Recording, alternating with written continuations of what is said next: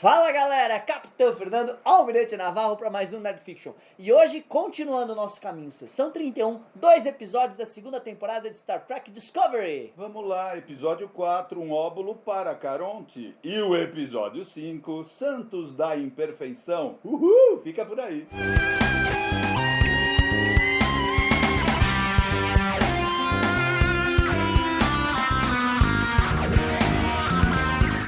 Muito bem, pessoal, chegamos agora para um episódio, na verdade 2, porque não dá para fazer de um só, tem que ser de 2 a 10 para você se livrar logo da série Discovery. Então vamos fazer aqui um review do episódio 4, que é um óbulo para Caronte, que é uma moedinha para o cara que leva o barqueiro da Terra dos Mortos. Óbulo era uma moeda na mitologia grega que você colocava na boca do morto para quando ele chegasse no rio Aqueronte, ele ter o pedágio para pagar pro Queronte, que é o barqueiro, Caronte, que é o barqueiro do rio Aqueronte, que é o rio que divide o mundo dos vivos e dos mortos. E o episódio 5 é um episódio que é um nome perfeito para a série, Santos da Imperfeição.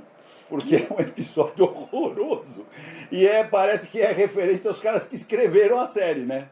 Você sabe que isso é uma referência a uma fala do Guilherme Del Toro, que é Monsters or the Patron Sense of Imperfection. Muito bacana, tá? Guilherme Del Toro. Guilherme Del Toro, tá? Mas olha, assim, só pra colocar, os episódios estão, uma nota. O primeiro episódio, o Óbulo por Cheron, tem uma nota 7.3 e é um episódio muito superior ao segundo episódio, Santos da Imperfeição, que tá com uma nota 6.6 no MDB.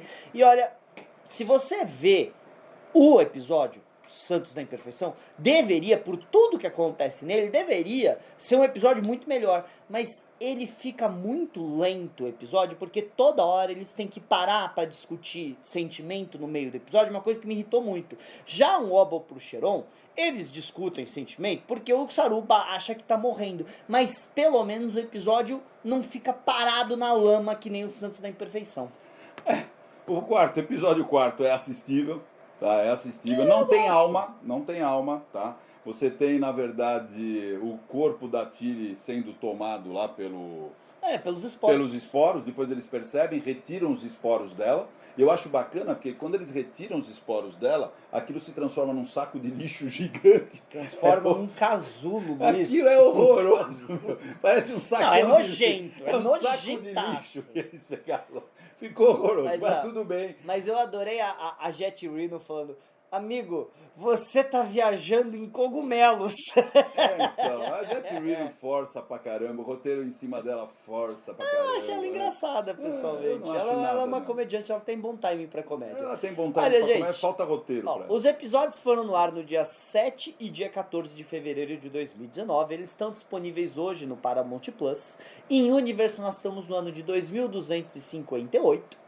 Quem dirigiu o primeiro episódio foi a Lee Rose e o segundo episódio foi o David Barrett. Quem escreveu esses caras, hein? O primeiro episódio, né, o Óbulo pro Caronte, foi o Jordan Nardini junto com a Gretchen e o Aaron, que eram os showrunners da série nessa época, tudo bem? Só que o episódio foi reescrito pelo Alan McRoy e o Andrew Colvin. Agora eu tenho uma dúvida, será que a primeira versão era bem melhor do que a segunda? Porque a segunda não ficou muito boa, Eu não sei. O segundo episódio já foi escrito pela Christian Bayer, que era aquela escritora de livros de Voyager que veio pra equipe de Discovery na segunda temporada. Não acredito que foi ela que pegou a energia do beijo pra reviver... É o Catra do... Como é que é o nome do médico?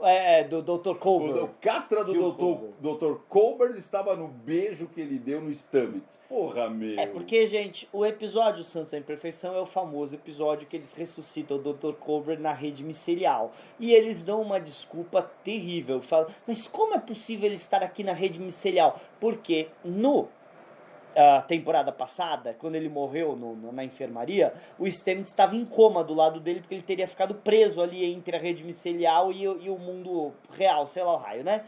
Só que quando o Ash Tyler quebra o pescoço do Colbert, o Stamets teria ido lá e beijado ele, e naquele momento a energia vital do Wilson Cruz, né, do Dr. Colbert, passou pelo Stamets e recriou-o na rede micelial. Olha, você não acha fantástico quando você não acha fantástico quando a série usa ciência?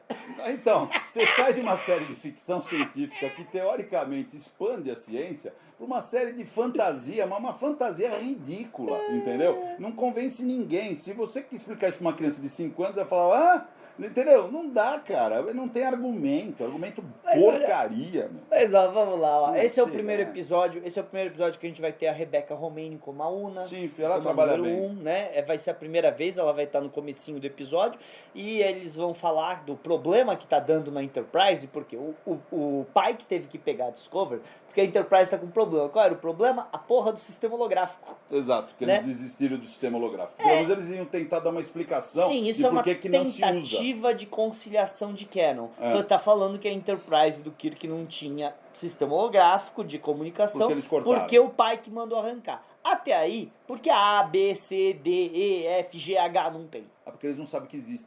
Eles esqueceram onde fica o botão que liga o holograma, né? Mas ok, tudo bem, fazer o quê? Isso é realmente uma tentativa de reconciliação de canon, tá? Outra coisa interessante que a gente pode colocar, já que eu tô dando curiosidades, é que no episódio Santos da Imperfeição, né, o Ash Tyler tá lá e a hora que a Discovery fica presa na rede micelial, ele pede ajuda para a nave da seção 31 do Leland. Como é que ele faz isso?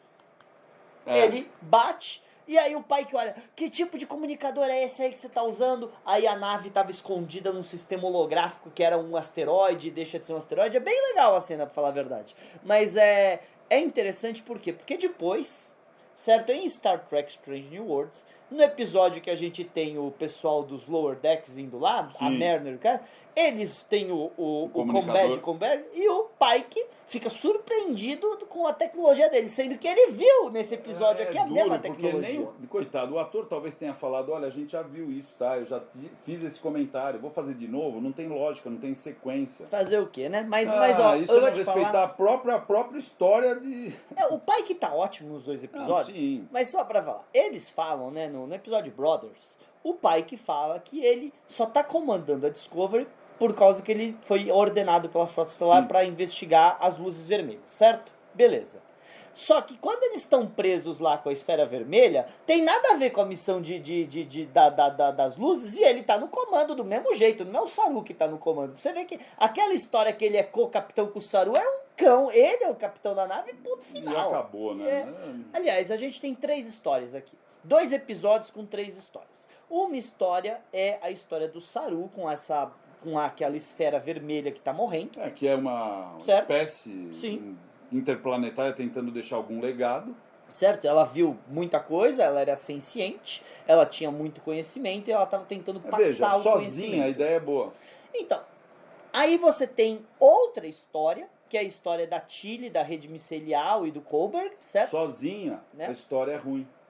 E você tem a história deles caçando o Spock e a seção 31 no meio. Então, na verdade, são 2 episódios, cada um de 50 minutos, episódios bem grandes, que deveriam ser 3 episódios de 40 minutos, focando cada um. Pelo menos cada um dá uma história Exato, decente, pra focar nas histórias. Por quê? Porque, no meio de que a Michael tá indo, porque a Michael é a principal de todas as histórias, não sabe?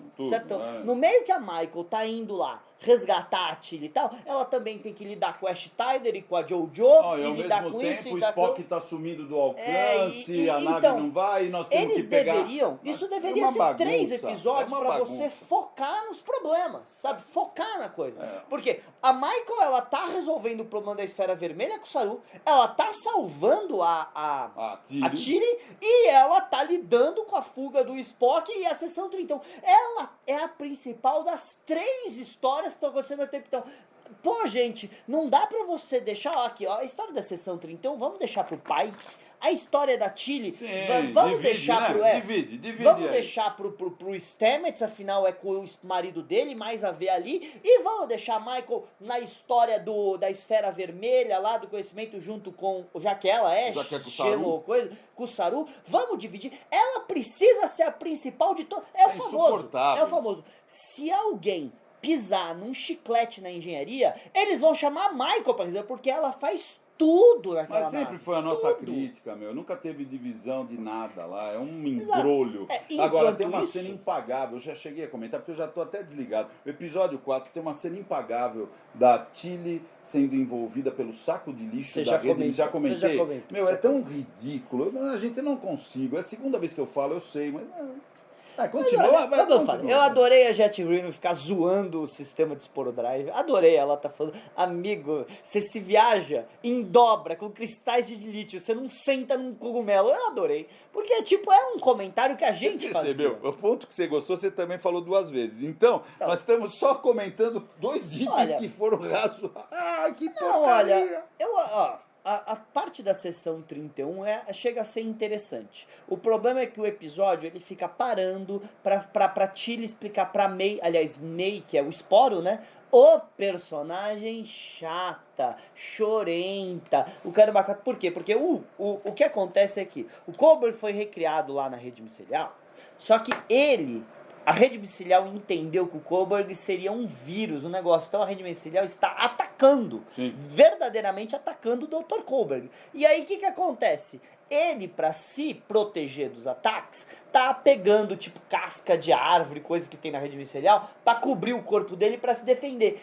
E a May, ela entende que ele é um monstro que tá matando a rede micelial. Sabe, tudo isso tá acontecendo, sabe por quê? E a rede micelial claramente é senciente. Isso tá acontecendo... Porque ninguém conversa. Porque eles não conversaram. Ela veio conversar com a Discovery e infectou a Tilly lá na temporada, no final da temporada passada, em vez de conversar com o cara que estava no reino dela. Uma coisa que eu sei, tá? Até a sessão 31, que tinha um glamour, tá? Perdeu. Tá mal, acabaram com a sessão 31. Tinha graça a sessão 31. É bem Agora nem isso interessante. tem, cara. É bem interessante ver que a concepção de sessão 31 aqui Tem- é totalmente diferente da concepção de sessão 31 que a gente tinha até esse ponto. Por quê? A gente tinha uma concepção de uma coisa oficiosa, não oficial, Sim. oficiosa. Coisa que alguns sabem que existe, ela não age, ela não está sob comando da Frota Estelar, ela faz o que quer e são todos patriotas, certo? Que usam de qualquer meio para atingir os fins deles. Aí aqui, a Almirante tá dando ordem no Niland da Seção 31, mandando ele colocar e falando que a Seção 31 é uma agência de inteligência da Frota Estelar. Então aqui ela não é oficiosa, aqui ela é oficial. Aquela é oficial. Existe uma mudança de concepção de Seção 31 Eu vou falar pra aqui. vocês, essa semana eu montei 4 contos curtos, de no máximo 2 Só páginas. pra falar, essa e- semana isso aqui eu acho que vai no Não ar. importa, pra é essa dezembro. semana, é essa semana. E eu resgatei a origem da sessão 31 num crossover muito interessante. Então, se você é sócio, você vai receber lá por fevereiro, né, de 2025, uma revista com 4 contos, muito interessante, resgatando a sessão 31, tá? A origem mesmo, a base bem legal, fazendo um crossover com uma outra estrutura aí de série que espero que você curta. Eu tô bem orgulhoso do que eu fiz. Olha, os pontos positivos aqui são: a história do Saru é bem interessante, a gente explorar a raça do Saru melhor, tal. Ele acredita que está morrendo por Sim. causa que os predadores do planeta dele não deixavam eles passarem da puberdade. Depois a gente descobre o motivo.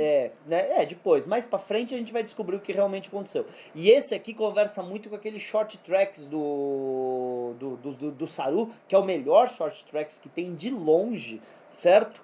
Isso é bem interessante. O Pike tá ótimo nos 2 episódios, ele tá extremamente galante. A número 1. Certo? Também. A Rebecca Romijn entra no papel da Magel, certo? Muito bem. Muito. Tal. Isso é bem legal, essas partes são bem legais. Os visuais, né? O visual todo, os efeitos especiais, a nave da Seção 31, a rede micelial, tá todo muito Eu bom. também gasto uma fortuna com isso, Sim, tem que claro, ficar bom, mas né? todo muito bom. Essas partes são realmente muito legais desses episódios. Agora, a pseudociência para trazer o Wilson Cruz de volta à vida foi terrível. E vamos deixar claro, não era nem para ter matado, não é que eu não gosto do personagem, eu gosto do personagem. Ele não devia ter morrido. Não tinha Eles sentido. quiseram matar ele na primeira temporada para dar uma de engraçadinhos de Game of Thrones. Game of Thrones mata os caras, então a gente vai fazer também para copiar os outros. E mataram o personagem errado, perceberam que fizeram merda e deram uma explicação totalmente sem sentido para trazer ele de volta à vida. Isso não ficou legal. A Michael ser a principal das 3 histórias também não caiu bem, porque você tem todo um ótimo elenco. Porque agora vai até o fim, ela sendo a protagonista de tudo, Não, inclusive é o Anjo Vermelho, que eu tinha falado desde o início. Sim, ela é o Anjo É Vermelho. tão a gente over já o sabe, negócio, mas tão overpower que... a questão é que você tem, nesses 3 episódios, você tem o Ash Tyler, que apesar de tudo é um ótimo ator, Sim. o Fatif. Você tem a JoJo nesses episódios. Você Que tem ainda estava numa fase boa. Você tem a Rachel Ancheril ali como a chefe de segurança, a Nan. Você Legal. tem o Pike, você tem o Leland, você tem o Almirante. E isso, eu tô falando dos atores, né? E o Saru. Todos estão ótimos, todos grandes personagens. E todos eles estão atrás da personagem, porque ela tem que ser a principal de todas as Estão histórias. todos Gente, subutilizados. Você tem entenda. grandes atores, grandes possibilidades, todos subutilizados Não é que eu propositalmente. não quero que a Michael seja a principal da série. A Michael é a principal da série, a gente entende isso. Só que o Kirk não era o protagonista de todas as histórias. O Picard não era o protagonista de todas as histórias. A Janeway não era a protagonista de todas as histórias. Normalmente, você tem a história A e a história B. Um personagem é o protagonista da A, o outro personagem é o protagonista da B. E semana que vem a gente troca os personagens. Mas não, eles querem que a Michael seja a protagonista de todos. Nós fizemos levantamento. Enche o saco. Nós fizemos levantamento das 3 temporadas da série clássica, depois também da nova geração. Fizemos. E quem são os protagonistas de verdade? O Spock acho que ganhou. Spock ganhou. O Spock ganhou do Kirk. Spock ganhou do Acho que Kirk. em todas as temporadas. Spock ganhou do Kirk, mas tem episódios que são do Scott. Tem episódio do Scott, tem episódio do Sulu, tem episódio até do Chekhov. Então você tem episódio da Nichelle Nichols, da Uhura. Tem episódios que você dá profundidade para outros personagens. E se você for da nova geração, gente, Todos brilham. tem episódio na nova geração, tem episódio do Wesley, como por exemplo o Primeiro Comando. Tem episódio da Tasha, como por exemplo Yesterday Enterprise, que o Picard tá lá dando apoio. Ele não precisa ser o principal de todos. Só porque você é o protagonista da série, não quer dizer que a série tem que girar em torno do seu umbigo. Eu acho que já deu bastante, já falamos bastante tempo aqui. Na verdade, gostaríamos de convidá-lo a deixar o seu like, tá? Isso ajuda. Então, gente, né? Deixa o comentário. Isso não é hate de Discovery, porque alguém... lá vão eles ser hate. Isso não é hate de Discovery, gente. Isso é simplesmente... Cansa quando tudo gira em torno de uma pessoa só. Por mais, se a Michael fosse a melhor personagem do mundo, e não é, ainda cansaria tudo sem volta dela. Por exemplo, não era um saco quando Wesley Crusher salvava a Enterprise D todos os episódios da primeira temporada da nova geração? Não era chato quando eles faziam isso? Então, você não pode fazer um personagem resolver todos os problemas sozinhos. Isso cansa. Fica chato. Cansa. Fica chato. Parece que o resto é tudo um bando de coadjuvante. É um bando de idiota. Você tem um vocalista e 400 do coral. É isso? Não, gente. Você tem que ter o guitarrista, você tem que ter o baterista, você tem que ter o baixo. Uma banda é composta de várias pessoas, não de uma só. Saco. Mas é isso. É isso, vai. É isso. Então, até o próximo episódio. Tchau, tchau. Falou, galera.